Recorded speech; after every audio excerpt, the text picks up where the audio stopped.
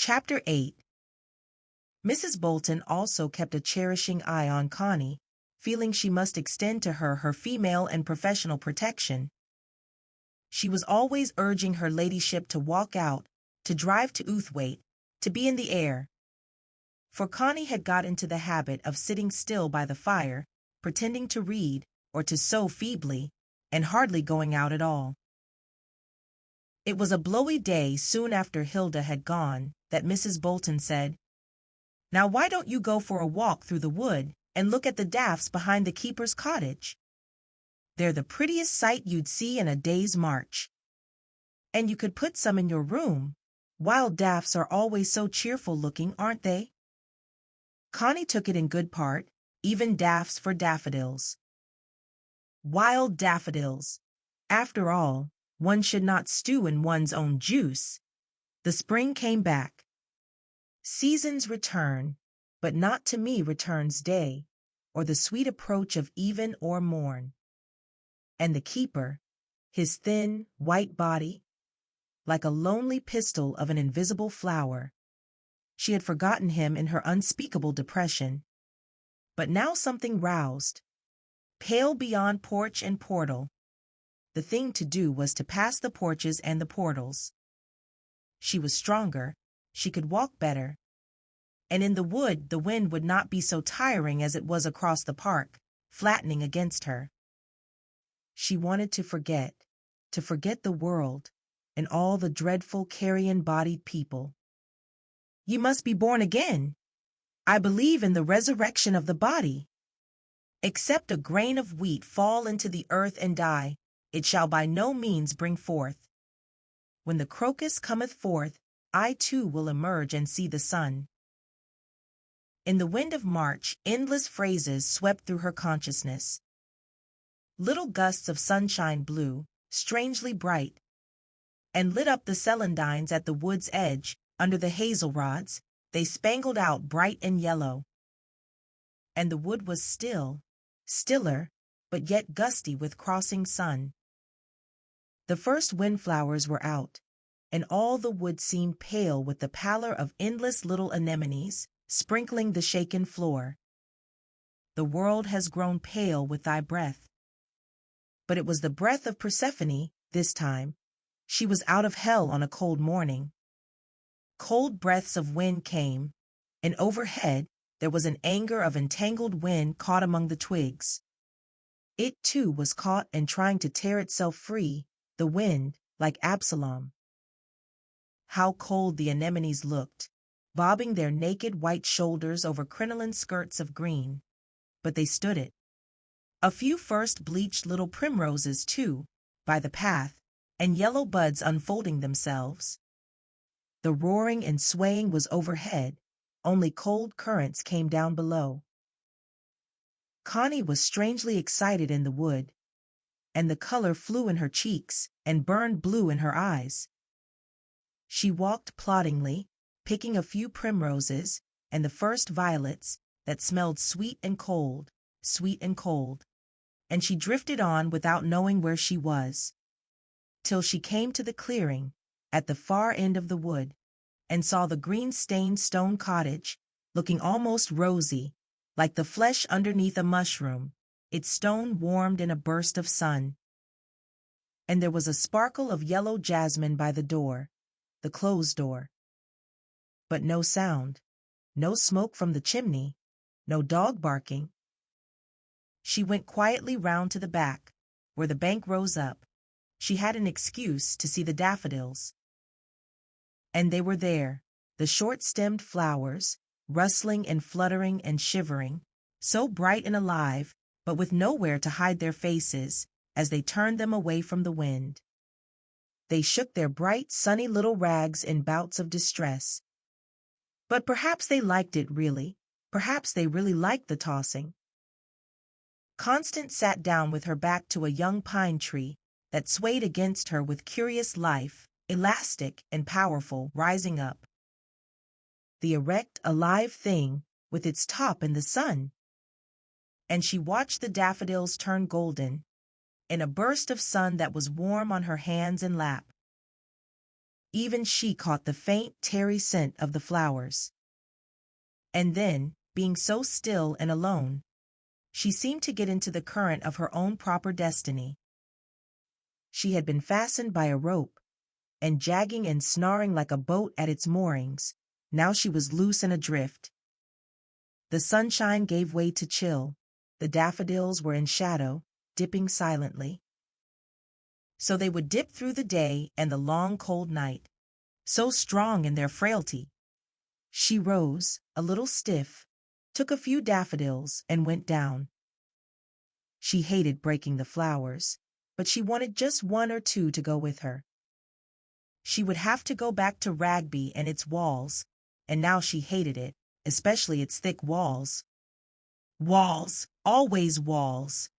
Yet one needed them in this wind. When she got home, Clifford asked her, "Where did you go?" "Right across the wood. Look, aren't the little daffodils adorable? To think they should come out of the earth."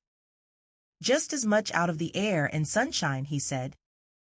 "But modeled in the earth," she retorted, with a prompt contradiction that surprised her a little. The next afternoon she went to the wood again. She followed the broad writing that swerved round and up through the larches to a spring called John's Well. It was cold on this hillside, and not a flower in the darkness of larches. But the icy little spring softly pressed upwards from its tiny well bed of pure reddish-white pebbles. How icy and clear it was! Brilliant! The new keeper had no doubt put in fresh pebbles. She heard the faint tinkle of water, as the tiny overflow trickled over and downhill.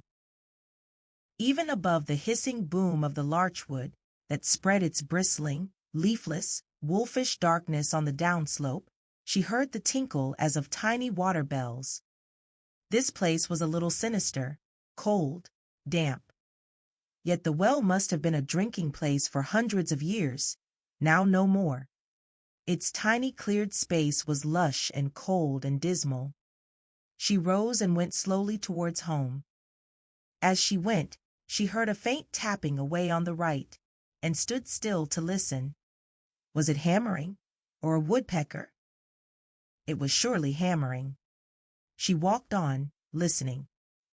And then she noticed a narrow track between young fir trees, a track that seemed to lead nowhere, but she felt it had been used.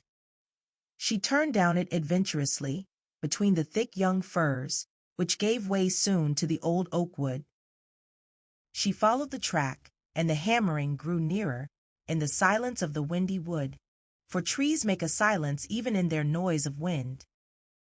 She saw a secret little clearing, and a secret little hut made of rustic poles, and she had never been here before.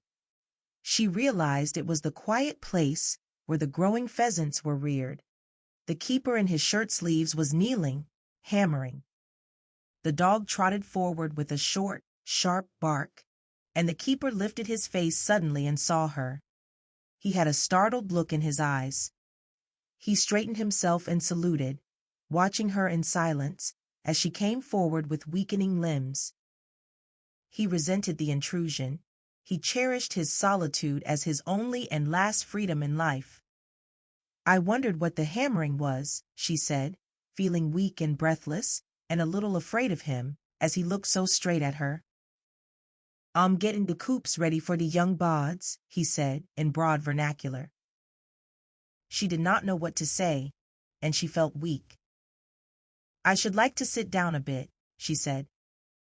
"Come and sit ere I do," he said, going in front of her to the hut, pushing aside some timber and stuff, and drawing out a rustic chair made of hazel sticks. "Am I to light your little fire?" he asked, with the curious naivete of the dialect. "Oh, don't bother," she replied. But he looked at her hands. They were rather blue. So he quickly took some larch twigs to the little brick fireplace in the corner, and in a moment the yellow flame was running up the chimney. He made a place by the brick hearth. "Sit ere then a bit, and warm yer," he said. She obeyed him. He had that curious kind of protective authority she obeyed at once. So she sat and warmed her hands at the blaze and dropped logs on the fire, whilst outside he was hammering again. She did not really want to sit, poked in a corner by the fire. She would rather have watched from the door, but she was being looked after, so she had to submit. The hut was quite cozy, paneled with unvarnished deal, having a little rustic table and stool beside her chair, and a carpenter's bench, then a big box, tools, new boards, nails, and many things hung from pegs, axe, hatchet, traps, things in sacks, his coat. It had no window. The light came in through the open door. It was a jumble, but also it was a sort of little sanctuary. She listened to the tapping of the man's hammer. It was not so happy. He was oppressed. Here was a trespass on his privacy, and a dangerous one, a woman. He had reached the point where all he wanted on earth was to be alone. And yet he was powerless to preserve his privacy. He was a hired man, and these people were his masters. Especially, he did not want to come into contact with a woman again. He feared it, for he had a big wound from old contacts. He felt if he could not be alone, and if he could not be left alone, he would die. His recoil away from the outer world was complete. His last refuge was this wood, to hide himself there. Connie grew warm by the fire, which she had made too big. Then she grew hot. She went and sat on the stool in the doorway, watching the man at work. He seemed not to notice her, but he knew. Yet he worked on, as if absorbedly, and his brown dog sat on her tail near him and surveyed the untrustworthy world. Slender, quiet, and quick, the man finished the coop he was making, turned it over, tried the sliding door, then set it aside.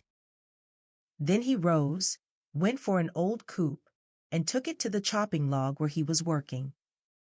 Crouching, he tried the bars. Some broke in his hands. He began to draw the nails. Then he turned the coop over and deliberated, and he gave absolutely no sign of awareness of the woman's presence. So Connie watched him fixedly. And the same solitary aloneness she had seen in him naked, she now saw in him clothed, solitary and intent, like an animal that works alone, but also brooding, like a soul that recoils away from all human contact. Silently, patiently, he was recoiling away from her even now. It was the stillness and the timeless sort of patience in a man impatient and passionate that touched Connie's womb. She saw it in his bent head, the quick, quiet hands, the crouching of his slender, sensitive loins, something patient and withdrawn. She felt his experience had been deeper and wider than her own, much deeper and wider, and perhaps more deadly. And this relieved her of herself. She felt almost irresponsible. So she sat in the doorway of the hut in a dream, utterly unaware of time and of particular circumstances. She was so drifted away that he glanced up at her quickly and saw the utterly still, waiting look on her face. To him it was a look of waiting. And a little thin tongue of fire suddenly flickered in his loins at the root of his back, and he groaned in spirit. He dreaded with a repulsion almost of death any further close human contact. He wished above all things she would go away and leave him to his own privacy. He dreaded her will, her female will, and her modern female insistency. And above all, he dreaded her cool, upper-class impudence of having her own way. For after all, he was only a hired man. He hated her presence there. Connie came to herself with sudden uneasiness. She rose. The afternoon was turning to evening, yet she could not go away. She went over to the man, who stood up at attention, his worn face stiff and blank, his eyes watching her. "It is so nice here, so restful," she said. "I have never been here before." "No? I think I shall come and sit here sometimes." "Yes." Do you lock the hut when you're not here? Yes, your ladyship. Do you think I could have a key too, so that I could sit here sometimes? Are there 2 keys? Not as I know on, there isna. He had lapsed into the vernacular. Connie hesitated. He was putting up an opposition. Was it his hut, after all? Couldn't we get another key? She asked in her soft voice, that underneath had the ring of a woman determined to get her way. Another, he said, glancing at her with a flash of anger, touched with derision. Yes, a duplicate, she said, flushing. Appen Sir Clifford would know, he said, putting her off. Yes, she said, he might have another. Otherwise, we could have one made from the one you have. It would only take a day or so, I suppose. You could spare your key for so long. I canna tell yer, lady. I know nobody as mice keys round air. Connie suddenly flushed with anger. Very well, she said. I'll see to it. All right, your ladyship. Their eyes met. His had a cold, ugly look of dislike and contempt, and indifference to what would happen. Hers were hot with rebuff. But her heart sank. She saw how utterly he disliked her when she went against him. And she saw him in a sort of desperation. Good afternoon. Afternoon, my lady. He saluted and turned abruptly away. She had wakened the sleeping dogs of old voracious anger in him, anger against the self-willed female. And he was powerless, powerless. He knew it. And she was angry against the self-willed male, a servant too. She walked sullenly home. She found Mrs. Bolton under the great beech tree on the knoll, looking for her. I just wondered if you'd be coming, my lady, the woman said brightly. Am I late? Asked Connie. Oh, only Sir Clifford was waiting for his tea. Why didn't you make it then? Oh, I don't think it's hardly my place. I don't think Sir Clifford would like it at all, my lady. I don't see why not, said Connie. She went indoors to Clifford's study, where the old brass kettle was simmering on the tray. Am I late, Clifford? She said, putting down the few flowers and taking up the tea caddy, as she stood before the tray in her hat and scarf. I'm sorry. Why didn't you let Mrs. Bolton make the tea? I didn't think of it, he said ironically. I don't quite see her presiding at the tea table. Oh, there's nothing sacrosanct about a silver teapot, said Connie. He glanced up at her curiously. What did you do all afternoon? He said. Walked and sat in a sheltered place. Do you know there are still berries on the big holly tree? She took off her scarf, but not her hat, and sat down to make tea. The toast would certainly be leathery. She put the tea cozy over the teapot, and rose to get a little glass for her violets. The poor flowers hung over, limp on their stalks. They'll revive again, she said, putting them before him in their glass for him to smell. Sweeter than the lids of Juno's eyes, he quoted. I don't see a bit of connection with the actual violets, she said. The Elizabethans are rather upholstered. She poured him his tea. Do you think there is a second key to that little hut not far from John's Well, where the pheasants are reared? She said. There may be. Why? I happened to find it today, and I'd never seen it before. I think it's a darling place. I could sit there sometimes, couldn't I? Was Malors there? Yes, that's how I found it, his hammering. He didn't seem to like my intruding at all. In fact, he was almost rude when I asked about a second key. What did he say? Oh, nothing, just his manner. And he said he knew nothing about keys. There may be one in Father's study. Betts knows them all. They're all there. I'll get him to look. Oh, do, she said. So Malors was almost rude? Oh, nothing, really. But I don't think he wanted me to have the freedom of the castle, quite. I don't suppose he did. Still, I don't see why he should mind. It's not his home, after all. It's not his private abode. I don't see why I shouldn't sit there if I want to. Quite, said Clifford. "He thinks too much of himself, that man." "Do you think he does?" "Oh, decidedly. He thinks he's something exceptional. You know he had a wife he didn't get on with, so he joined up in 1915 and was sent out to India, I believe. Anyhow, he was blacksmith to the cavalry in Egypt for a time, always was connected with horses, a clever fellow that way. Then some Indian colonel took a fancy to him, and he was made a lieutenant. Yes, they gave him a commission. I believe he went back to India with his colonel and up to the northwest frontier. He was ill. He has a pension. He didn't come out of the army till last year, I believe, and then, naturally, it isn't easy for a man like that to get back to his own level. He's bound to flounder. But he does his duty all right, as far as I'm concerned. Only I'm not having any of the Lieutenant Milor's touch. How could they make him an officer when he speaks broad Derbyshire? He doesn't, except by fits and starts. He can speak perfectly well for him. I suppose he has an idea if he's come down to the ranks again, he'd better speak as the ranks speak. Why didn't you tell me about him before? Oh, I've no patience with these romances. They're the ruin of all order. It's 1,000 pities they ever happened. Connie was inclined to agree. What was the good of discontented people who fitted in nowhere? In the spell of fine weather, Clifford, too, decided to go to the wood. The wind was cold, but not so tiresome, and the sunshine was like life itself, warm and full. "It's amazing," said Connie, "how different one feels when there's a really fresh, fine day. Usually one feels the very air is half dead. People are killing the very air." "Do you think people are doing it?" he asked. "I do.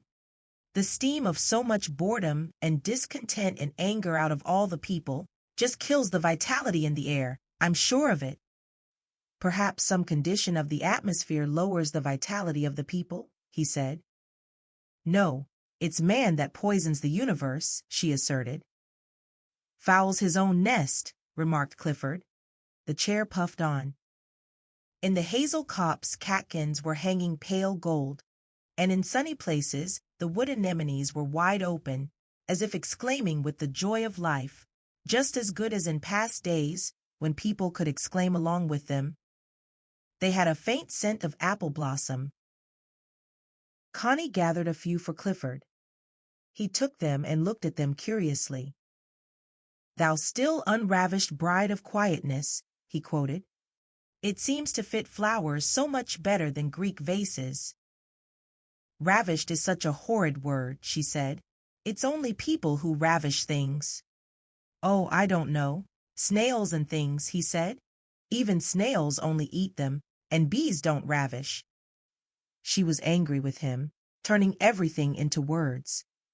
Violets were Juno's eyelids, and windflowers were unravished brides. How she hated words, always coming between her and life. They did the ravishing, if anything did. Ready-made words and phrases, sucking all the life sap out of living things. The walk with Clifford was not quite a success. Between him and Connie there was a tension that each pretended not to notice, but there it was. Suddenly, with all the force of her female instinct, she was shoving him off. She wanted to be clear of him, and especially of his consciousness, his words, his obsession with himself, his endless treadmill obsession with himself, and his own words. The weather came rainy again. But after a day or two she went out in the rain, and she went to the wood, and once there she went towards the hut. It was raining, but not so cold, and the wood felt so silent and remote, inaccessible in the dusk of rain. She came to the clearing. No one there. The hut was locked. But she sat on the log doorstep, under the rustic porch, and snuggled into her own warmth. So she sat, looking at the rain, listening to the many noiseless noises of it, and to the strange soughings of wind in upper branches when there seemed to be no wind. Old oak trees stood around, gray, powerful trunks, Rain blackened, round and vital, throwing off reckless limbs. The ground was fairly free of undergrowth, the anemones sprinkled, there was a bush or two, elder or guelder rose, and a purplish tangle of bramble. The old russet of bracken almost vanished under green anemone ruffs.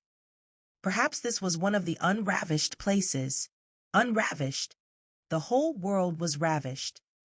Some things can't be ravished. You can't ravish a tin of sardines. And so many women are like that, and men. But the earth. The rain was abating.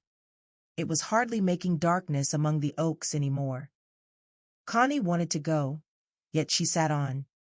But she was getting cold, yet the overwhelming inertia of her inner resentment kept her there as if paralyzed. Ravished?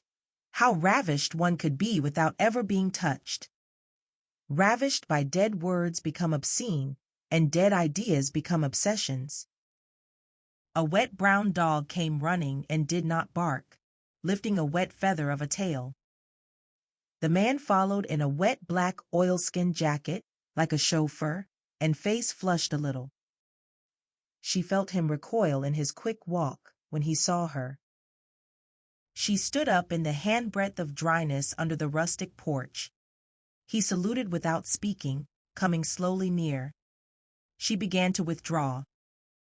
"I'm just going," she said. "Was you waiting to get in?" he asked, looking at the hut, not at her. "No, I only sat a few minutes in the shelter," she said, with quiet dignity. He looked at her. She looked cold. "Sir Clifford 'adn't got no other key, then?" he asked. "No, but it doesn't matter. I can sit perfectly dry under this porch. Good afternoon."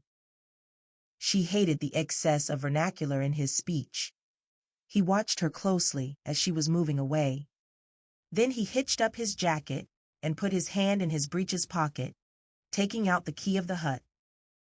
"'Appen you'd better 'ave this key, and I mun fend for to bide some other road." She looked at him. "What do you mean?" she asked. "I mean as 'appen I can find another place as'll do for rearing the pheasants. If you want to be 'ere, y'all non want me messin' about at a time." She looked at him, getting his meaning through the fog of the dialect. "Why don't you speak ordinary English?" she said coldly. "Me? I thought it were ordinary." She was silent for a few moments in anger. "So if you want to key, you'd better tie it. Or 'appen I'd better gee to your termerer and clear all to stuff out fust. Would that do for yer?" She became more angry. "I didn't want your key," she said. "I don't want you to clear anything out at all. I don't in the least want to turn you out of your hut, thank you. I only wanted to be able to sit here sometimes, like today. But I can sit perfectly well under the porch, so please say no more about it." He looked at her again, with his wicked blue eyes. "Why," he began, in the broad, slow dialect, "your ladyship's as welcome as Christmas Terrace, the hut and the key and iverythink as is. Only this time o' the year there's bods to set, and I've got to be potterin' about a good bit, seein' after 'em, and winter time I ned 'ardly come nigh the place. But what why spring, and Sir Clifford wantin' to start the pheasants, and your ladyship non want me tinkerin' around and about when she was 'ere all the time." She listened with a dim kind of amazement.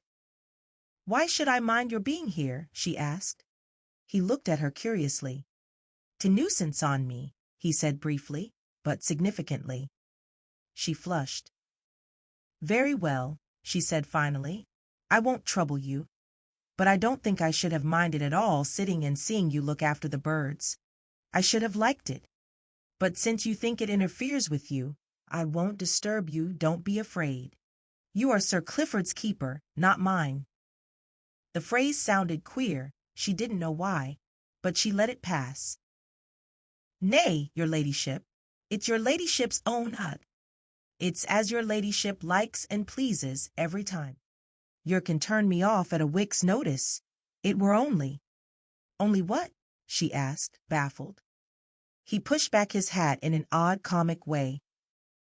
Only as appen you'd like the place to yoursen, when you did come, and not me messin' about. But why? She said, angry.